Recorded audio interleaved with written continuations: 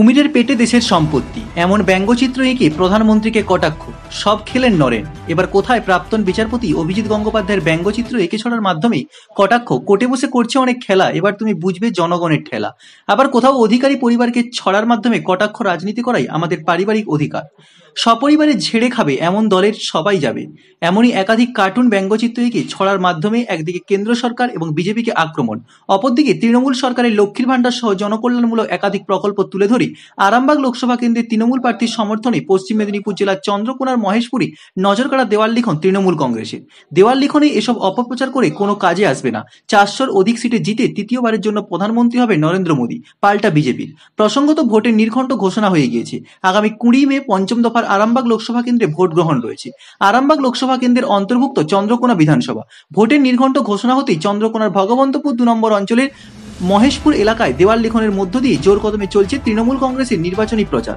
আরামবাগ লোকসভা কেন্দ্রের তৃণমূল কংগ্রেসের প্রার্থী মিতালি বাগ প্রার্থীর সমর্থনে মহেশপুর এলাকায় দেওয়াল লিখনে উঠে এলো একাধিক কার্টুন ব্যঙ্গচিত্র এবং ছড়া। তৃণমূল কংগ্রেসের এহান দেওয়াল লিখনে কেন্দ্র সরকারের জনবিরোধী নীতি এবং বিজেপিকে নিশানা করেছে। কেন্দ্র বা বিজেপিই নয়, দেওয়াল লিখনে ব্যঙ্গচিত্র ছড়ার মাধ্যমে কটাক্ষ করা হয়েছে বিরোধী দলনেতা শুভেন্দু অধিকারী ও অধিকারী পরিবারকে। একই সাথে কটাক্ষ করা হয়েছে হাইকোর্টের অবসরপ্রাপ্ত বিচারপতি অভিজিৎ গঙ্গোপাধ্যায়কেও। রেল, বিমান, ব্যাংক সহ সরকারি সম্পত্তি বেসরকারীকরণের অভিযোগ তুলে প্রধানমন্ত্রীকে আক্রমণ শানিয়ে কুমিরের ছবি এঁকে তার পেটে সরকারি সম্পত্তি এমনই ছবি তুলে ধরা লেখা হয়েছে সব খেলেন নরেন। প্রধানমন্ত্রীকে নিশানা করে ব্যঙ্গচিত্রের মাধ্যমে ছড়ার মাধ্যমে লেখা হয়েছে আগে ছিলাম চাওয়ালা, চালিয়েছি দেশ, সবকিছু বেচে দিয়ে চললাম বিদেশ। অপর দেওয়ালে বিরোধী দলনেতা শুভেন্দু অধিকারীকে কটাক্ষ করে অধিকারী পরিবারকেও দেওয়াল লিখনে নিশানা করেছে তৃণমূল কংগ্রেস। শাসক দলের এহেন দেওয়াল লিখনে অবসরপ্রাপ্ত হাইকোর্টের বিচারপতি অভিজিৎ গঙ্গোপাধ্যায়কেও ব্যঙ্গচিত্র ও ছড়ার মাধ্যমে কটাক্ষ করা হয়েছে। আবার প্রধানমন্ত্রীর স্বচ্ছ ভারত অভিযানকে হাতিয়ার করে তৃণমূলের দেওয়াল লিখনে কার্টুন চিত্র ও ছড়ার মাধ্যমে তুলে ধরা হয়েছে স্বচ্ছ ভারত অভিযানের শেষ ধাপ 2024 লোকসভাতে বিজেপি সাপ। মহেশপুর এলাকায় তৃণমূলের দেওয়াল লিখন এবং কেন্দ্র ও বিজেপিকে নিশানা করা হয়েছে। ব্যুরো রিপোর্ট, আইএইচ আয়রো বার্তা। উদ্দেশ্য হচ্ছে আমাদের 2024 সালে যে লোকসভা নির্বাচন, আমরা কার্টুনের মাধ্যমে দেখাতে চেয়েছি বিজেপি সরকারের যে দুর্নীতি, বিজেপি সরকারের যে কুকর্ম, সেইটা আমরা একটার পর একটা কার্টুন আমরা দেখাতে চেয়েছি।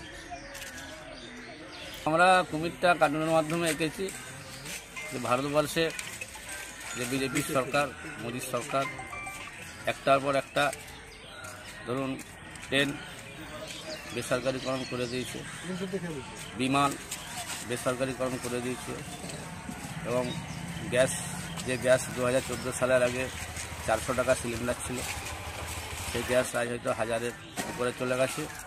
শুধুমাত্র সামনে লোকসভা নির্বাচনকে সামনে রেখে ভোটের ফায়দার জন্য 300 টাকা বাড়াচ্ছে, হয়তো 50 টাকা কমাচ্ছে, সে এটাকে নিয়েও বিজেপি রাজনীতি করছে। আর আমার কার্টুনটা করেছি কুমিরটা, ওরা মানুষকে বোঝাতে চাচ্ছি যে একটার পর একটা বিজেপি সরকার যেই ধরনের কুমির, ওই ট্রেন খাচ্ছে, বিমান খাচ্ছে, গ্যাস খাচ্ছে, ঠিক বিজেপি সরকার জনসাধারণের কাছ থেকে একটা পর একটা এইভাবে তারা খেয়ে নিতে চাচ্ছে। দেখুন, উনি যখন বিচারপতি ছিল তখন বিজেপির মদতপুষ্ট হয়ে তিনি যা রায় দিয়েছে এবং বাংলার মানুষের প্রতি তিনি বঞ্চনা করেছে, একটার পর একটা রায় বিজেপির হেলানিতেই উনি কাজ করেছেন।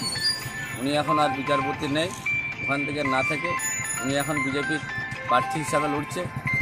সেই কারণে আমরা ওনাকে নিয়ে কার্টুন দিচ্ছি। আপনার নাম? আমার নাম মনাজুল মোল্লা, ভগবন্তপুর 2 নম্বর গ্রাম পঞ্চায়েতের